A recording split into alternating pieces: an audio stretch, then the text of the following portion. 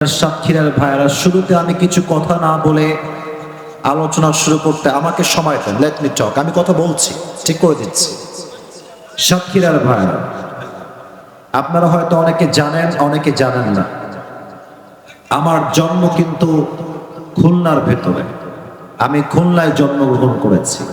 আমার বাবা খুলনার সন্তান, আমার মা খুলনায় জন্মগ্রহণ করেছে। আমার সবাই, বড় বোন, দাদা দাদি, নানা নানি, আমার সমস্ত গোষ্ঠীর মানুষ খুলনার মানুষ। আমি একটা কথা সাতক্ষীরা আজকে না বলে পারছি না।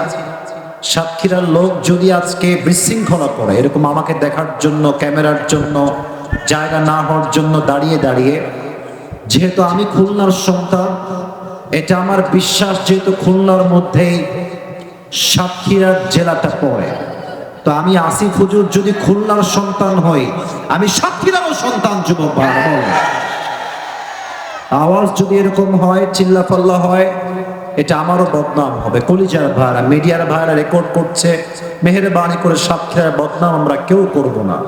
একদম চুপ থাকবেন। একটা বিষয় আপনারা খেয়াল করবেন, এখানে যে পরিমাণ লোক ডানে এবং বামে দাঁড়িয়ে আছে, মাঠে বসলে পেছনে মাঠে জায়গা দেওয়া সম্ভব হবে না। আসলে ওই পেছনে কিছু জায়গা ফাঁকা আছে, কারণটা হচ্ছে অনেকে বসছেন না, মাঝে অনেকগুলো গাছের জন্য আমাকে দেখতে সমস্যা হবে, বিধায় অনেকে বসতে চাচ্ছে না। তবে আমি বামের সাতক্ষীরার যুবকদের পায়ে হাত রেখে বলবো, এর চাইতে বিনয়ী আমার পক্ষে হওয়া পসিবল নয়। ক্যামেরায় রেকর্ড হচ্ছে, আপনারা সবাই আমার কলিজা, আপনারা আমার ভালোবাসার মানুষ। বামের জায়গাটা ফিল আপ করে দেন বসে। এই যে বসে যাচ্ছে, মার্শাল্লাহ, বসে পড়ছে, ওরা যাচ্ছে। তোমরা কি আমার কথা বাংলা বোঝো নাই কলিজার ভাইরা? বসে পড়েন ওখানে গিয়ে। আচ্ছা, যদি ওয়াজ ভালো না লাগে বাসায় যাবেন, সমস্যা নাই, আপাতত ওখানে বসে পড়েন। আমাকে দেখার জন্য বামে দাঁড়িয়ে থাকলে হবে না, জায়গাটা ফিল আপ করতে হবে, কারণ কোরআনের মাহফিলে একটা আদব আছে সাতক্ষীরার ভাইরা। কথা ঠিক আছে না আমার? বলেন আপনারা। মেহেরবানি করে গাছের জন্য কেউ না বসে থাকবেন না। মেহেরবানি করে সবাই সবার জায়গায় বসে যাওয়ার চেষ্টা করবেন। তবে কমিটির ভাইরা আমার সঙ্গে একমত হবেন না, দ্বিমত হবেন, তাদের ব্যক্তিগত মতামত। আমি আমার আজকের এই মাহফিলে যা দেখতে পাচ্ছি, ডানে বামে সামনে, এটা আমার ব্যক্তিগত বিশ্বাস। যত অডিয়েন্স আজকের মাহফিলে এসেছে, তার 95% আপ যুবক ভাই আজকের মাহফিলে এসেছে। সাতক্ষীরার মানুষ প্রমাণ করেছে, সাতক্ষীরার মানুষ কোরআনকে কলিজার থেকে ভালোবাসে। মেহেরবানি করে তোমাদের উপস্থিতি আমাকে মুগ্ধ করেছে। একটাই আপনার, আমার ওয়াজের মাঝে ডানে বামে চিৎকার করা যাবে না, একদম পিন পতন নীরবতা চাই। দিতে পারবেন তো সবাই ইনশাআল্লাহ? আমাদের আজকের এই প্রোগ্রাম পুষ্পকাঠি আজিজিয়া হাফিজিয়া এতিমখানা মাদ্রাসা ও পশ্চিমপাড়া জামিয়া মসজিদের উদ্যোগে ৪র্থ বার্ষিকী তাফসীরুল কোরআন মাহফিল। আমাদের আজকে এই প্রোগ্রামে আমার পূর্বে কথা বলেছেন হাফেজ কারি মাওলানা আব্দুস সাত্তার আজাদি, শিক্ষক বহেরা দারুল উলুম দাখিল মাদ্রাসা। আল্লাহ প্রিয় হুজুরকে নেক হায়াত দান করুন, পড়েন সবাই আমিন। এবং উনি যে কথাগুলো বলেছেন, সেই কথা অনুযায়ী আল্লাহ তাআলা আমাদের সবাইকে আমল করার তৌফিক দান করুন, পড়েন সবাই আমিন। আমাদের আজকে এই প্রোগ্রামে সভাপতি রয়েছেন হাফেজ মোহাম্মদ আব্দুস সাত্তার, ইমাম, পুষ্পকাঠি উত্তরপাড়া জামিয়া মসজিদ। আমাদের সভাপতি সাহেব কোথায়? আচ্ছা, আমার ডানেই আছেন। আমার সিনিয়র, আমার ওস্তাদ হওয়ার যোগ্যতা তিনি রাখেন। আমি ওনার জন্য দোয়া করে দিই, আল্লাহ হুজুরকে ইসলামের একজন একনিষ্ঠ দায়ী হিসেবে কবুল করে নিন, পড়েন সবাই জবান খুলে আমিন। না, এটা সাতক্ষীরার সাউন্ডে আমিন হয় নাই। আরে ভাই, সাতক্ষীরা তো আমার প্রথম মাহফিল না। সাতক্ষীরার মানুষ যখন কথা বলে, কাপুরুষের মতো নয়, বীর পুরুষের মতো কথা বলে না। জবান খুলে বলুন সবাই আমিন। আমাদের আজকে এই প্রোগ্রামে মাহফিল পরিচালনায় রয়েছেন মাওলানা মোহাম্মদ আমজাদ হোসেন জিহাদি, যারাই রয়েছেন ওলামা ইকরাম। আমি সবার জন্য কলিজার থেকে দিল খুলে দোয়া করে দেই, আল্লাহ সবাইকে ইসলামের একনিষ্ঠ খাদেম ওমর ফারুক রাদিয়াল্লাহু তাআলা আনহুর মতো কবুল এবং মঞ্জুর করে নিক, পড়েন সবাই আমিন। আমি একটু বামে গেলে আমার জন্য সুবিধা হবে, আপনাদের জন্য সুবিধা হবে। একটু বামে স্পেস দেওয়া লাগবে আমাকে, তাছাড়া এটা খুব গ্যাদারিং হয়ে যাচ্ছে, কথা বলতে আমার আপনাদেরই সমস্যা হবে, হাতে হাত লেগে যাবে। মাশাআল্লাহ, পারফেক্ট স্যার, পারফেক্ট আছে ব্যাস। এই যে কমিটির ভাইয়েরা যারা তোমরা সবুজ পাঞ্জাবি আছো, তোমরা চেষ্টা করবা কেউ দাঁড়িয়ে থাকলে জায়গা থাকা সত্ত্বেও বসিয়ে দেওয়ার জন্য, তবে কোনো আওয়াজ করা যাবে না। আমার যুবক ভাইয়েরা কেমন আছেন আপনারা সবাই? আলহামদুলিল্লাহ, আমি যুবকদেরকে দেখে আমার কলিজার ভিতরে একটা শান্তির ছোঁয়া বইছে। আমি চেষ্টা করব আজকে যুবকদের জন্য এমন কিছু কথা বলার জন্য যেটা যুবকদের জন্য হেদায়েতের ওয়াসিলা হয়ে কাজ করবে। বলেন সবাই ইনশাআল্লাহ। আমাকে মুরব্বী বললেন যে হুজুর, আজকের মাহফিলে পুরুষ যে পরিমাণ এসেছে তার চাইতে 2-3 গুণ বেশি আম্মা জানেরা, আমার কলিজার টুকরা সম্মানিতা মা এবং বোনেরা এসেছেন। আমরা মা বোনদের জন্য দোয়া করে দেই, আল্লাহ রাব্বুল আলামিন যেন আমার কলিজার টুকরা প্রত্যেকটা সম্মানিত আম্মা জানদেরকে, বোনদেরকে, এই যে কথা বলছো তোমরা, আবার এই যে কথা বলছো তোমার ডানের ভাইয়েরা, আমি বিন্দু মাত্র রাগ করতে চাই না, আমি ধমক দিতেই চাই না। অহংকার করলে পতন সুনিশ্চিত হয়ে যাবে। মেহেরবানি করে আমাকে ধমক দেওয়াই নিবেন না, মেহেরবানি করে পায়ে হাত রেখে বললাম, আওয়াজ করেন না। বড় মাহফিল দিয়ে কোনো লাভ হবে না যদি আলোচনা কনস্ট্রাকটিভ না হয়। বড় মাহফিল দিয়ে কোনো লাভ হবে না যদি মাহফিলকে হেদায়েত না আসে। যুবক ভাইরা আওয়াজ করবো না, যে যার জায়গা থেকে চেপে যাও, চেপে যাও।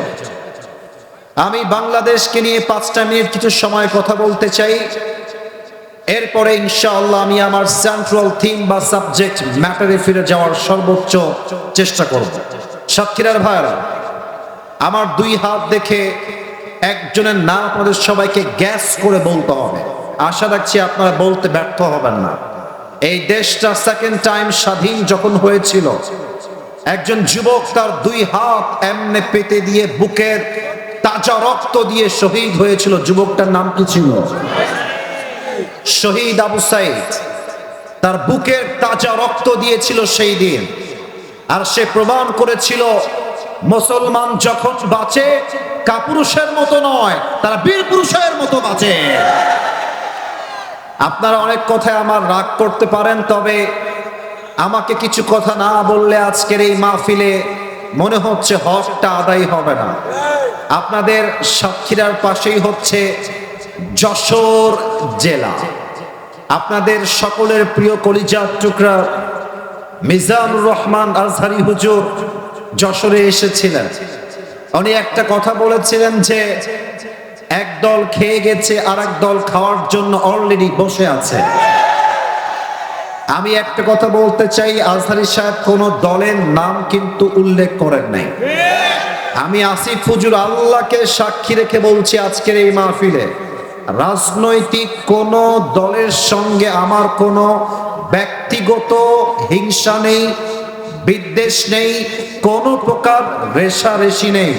তবে আজহারি সাহেবের সঙ্গে আমি একটা কথাকে মত প্রকাশ করে বলতে চাই, আমি কোন দলের নাম উল্লেখ করে বলছি না। আসলেই কিছু দল আছে, দেশটা একদল লুটপাট করে গেছে, আর এক দল লুটপাট করার জন্য বসে আছে। সাতক্ষীরার ভাই, আমি একটা কথা স্পষ্ট ভাষায় বলতে চাই, শহীদ আবু সাইদ জীবন দিয়েছে, শহীদ মুগ্ধ জীবন দিয়েছে।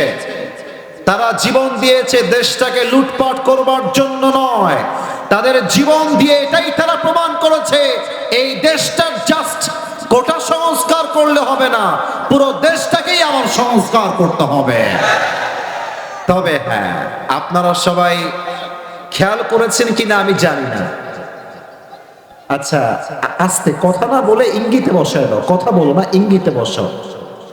আপনারা খেয়াল করেছেন যে 5 আগস্টের পূর্বে যত মাহফিল হতো, আলোচক ওয়াজ করতেন মাহফিলে বসে বসে। কিছু নেতা এসে কথা নাই বার্তা নাই, ঠাস করে এসে, কথা আমি ভুল বললাম না ঠিক বললাম? বলেন সবাই। নেতাগিরি করার জায়গা পাও না বেটা। কোরআনকে দমন করতে যে আসবে তার 14 গোষ্ঠীর বংশ হয়ে যাবে। আর আমরা দেখেছি কোরআনের হক কথা বললেই বলা হতো হুজুররা হচ্ছে রাজাকার, জঙ্গিবাদ, হুজুররা হচ্ছে মৌলবাদ। আপনারা সবাই আল্লামা দেলোয়ার হোসেন সাইদি হুজুরের নাম তো শুনেছেন। এত আসতে বলুন তো, নাম শুনেছেন না সবাই? আল্লাহু আকবার। আমি দোয়া করে দিই হুজুরের জন্য আজকের এই মাহফিল থেকে, আল্লাহ আমার কলিজার টুকরা আল্লামা দেলোয়ার হোসেন সাইদি হুজুরের কবরটাকে জান্নাতের বাগান হিসেবে কবুল করে নিক। পড়েন সবাই আমিন। মানুষটা একটা কথা বড্ড মারাত্মক বলতেন। উনি বলতেন যে আমাদেরকে যারা মৌলবাদী বলে গালি দাও, আমরা এই কথায় চুল পরিমাণ মোটেও রাগ করি না। কারণ কি? মৌলবাদী এই শব্দ আসছে মূল থেকে। মূল মানে কোরআন, মূল মানে হাদিস, মূল মানে হচ্ছে আল্লাহ তাআলা, মূল মানে হচ্ছে হিজ লাস্ট মেসেঞ্জার মুহাম্মদ সাল্লাল্লাহু আলাইহি ওয়াসাল্লাম। তো যারা আমাদেরকে মৌলবাদী বলে গালি দাও, আমরা হলাম সবাই মূলবাদী, তোমরা সবাই আগাবাদী। এবার একটা কথা সবার থেকে উত্তর চাই, ডানের ভাইয়েরা উত্তর দিবেন, আপনারা দিবেন, আপনারা দিবেন, আপনারাও দিবেন, কেউ যেন বাদ পড়ে না যায়। এখানে অনেকগুলো গাছ আমি সচক্ষে দেখতে পাচ্ছি। সাতক্ষীরার দেবহাটার ভাইয়েরা বলেন তো, গাছের আগায় শক্তি বেশি হয় না গোড়ায় শক্তি বেশি হয়? আওয়াজটা সাতক্ষীরার হয় না, আগায় না গোড়ায়। আল্লামা দেলোয়ার হোসেন সাইদি হুজুর বলতেন, সোনামণি তোমরা থাকো গাছের আগায়, আমরা থাকি গাছের গোড়ায়। গাছের আগায় চুপচাপ বসে থাকো, জুলুমের রাজনীতি কইরো না, আলেমদেরকে ধরে জেলখানায় বন্দী করো না। যদি বেশি বাড়াবাড়ি করো, 18 কোটি মানুষ মিলে গাছের গোড়ায় একটা ঝাঁকুনি মারবে, মামুর বাড়ি দিল্লি গিয়ে পড়বা, দিল্লি গিয়েই তারা পড়েছে। ওনার প্রত্যেকটা কথা আজকে এই বাংলার মাটিতে বাস্তবে রূপ ধারণ করেছে। উনি আর একটা কথা বলতেন, গাড়ির চাকা অলওয়েজ উপরের দিকে থাকে না, গাড়ির চাকা ধরে বলেই তো গাড়ি চলে। আজ তোমার ক্ষমতার চাকা উপরে আছে বলে যারা আলেমদেরকে ধরছো, জেলখানায় বন্দী করছো, জুলুমের রাজনীতি করছো, মনে রেখো সময় আসবে এমন ইন্দুরের গর্ত পালাবার জন্য তোমরা কোথাও